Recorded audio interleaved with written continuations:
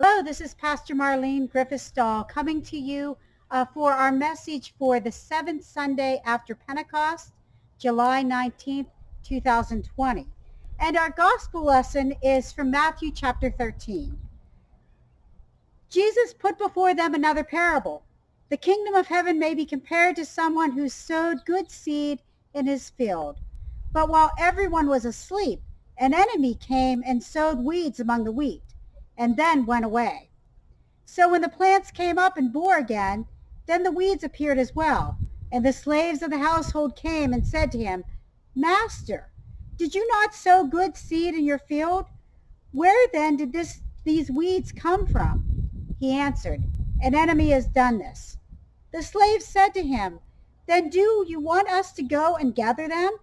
But he replied, No, for in gathering the weeds, you will uproot the wheat along with them.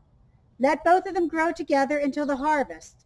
And at harvest time I will tell the reapers, Collect the weeds first, and bind them in bundles to be burned, but gather the wheat into my barn. Then Jesus left the crowds and went into the house. And his disciples approached him, saying, Explain to us the parable of the weeds of the field. He answered, The one who sows the good seed is the Son of Man. The field is the world, and the good seed are the children of the kingdom, and the weeds are the children of the evil one. The enemy who sowed them is the devil, and the harvest is the end of the age, and the reapers are angels. Just as the weeds are collected and burned up with fire, so will it be at the end of the age. The Son of Man will send his angels, and they will collect out of his kingdom all the causes of sin and all evildoers, and they will throw them into the furnace of fire, where there will be weeping and gnashing of teeth. Then the righteous will shine like the sun in the kingdom of their Father. Let anyone with ears listen. The gospel of our Lord. Today I wanted to talk to you a little bit about these plants right here.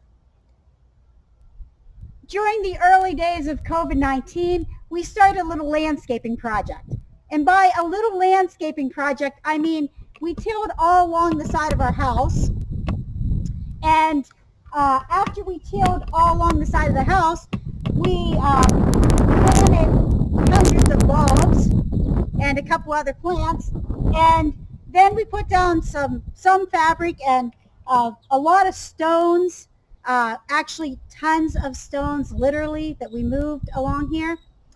And after all that, for some reason, I couldn't remember what all I had planted and where I had planted everything. And so when some of the bulbs came up a few weeks later, I could clearly tell they were bulbs. The gladiolas were pretty easy to tell. I could tell what they were. I knew that they were going to be good flowers. Some other things came up that kind of looked like daylilies. Later on, we started to notice something funky growing out of the top of them, definitely not flowers. So they were definitely in the weed category. And some things were clearly weeds. I knew they were weeds. I knew they were unwanted. So I pulled them up and yanked them out. But then it came to these. And these plants, I kept looking at and wondering, should I pull these or not?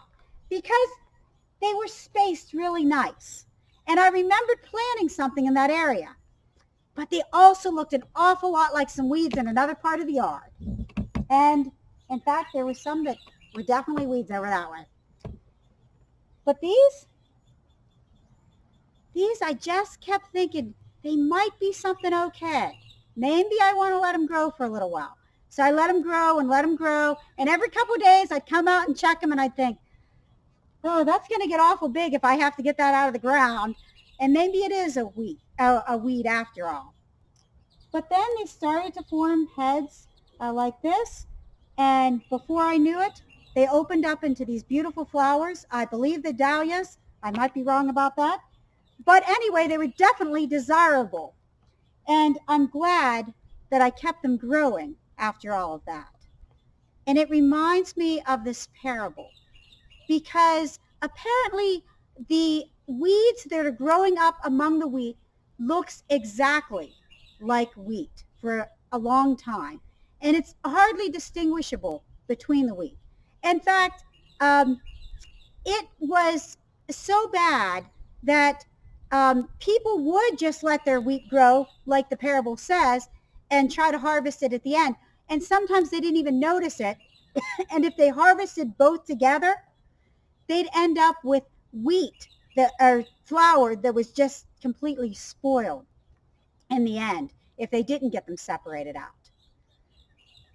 But apparently it was also kind of common practice that if you wanted to mess up your neighbor's wheat in ancient Rome, you'd throw some of these seeds out there and grow some of these weeds. In fact, there was even Roman laws against planting this type of weed in your neighbor's yard.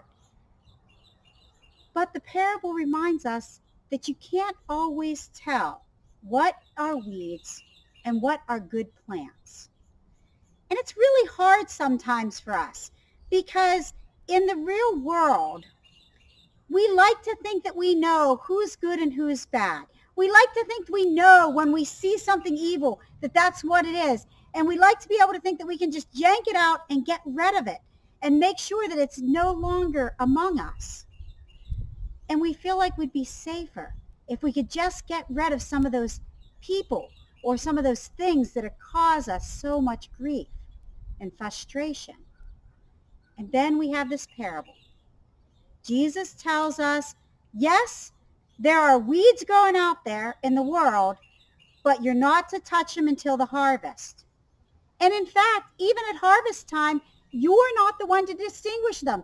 It ultimately is God's job to distinguish whether they're weeds or whether they're this weed that is toxic, in fact.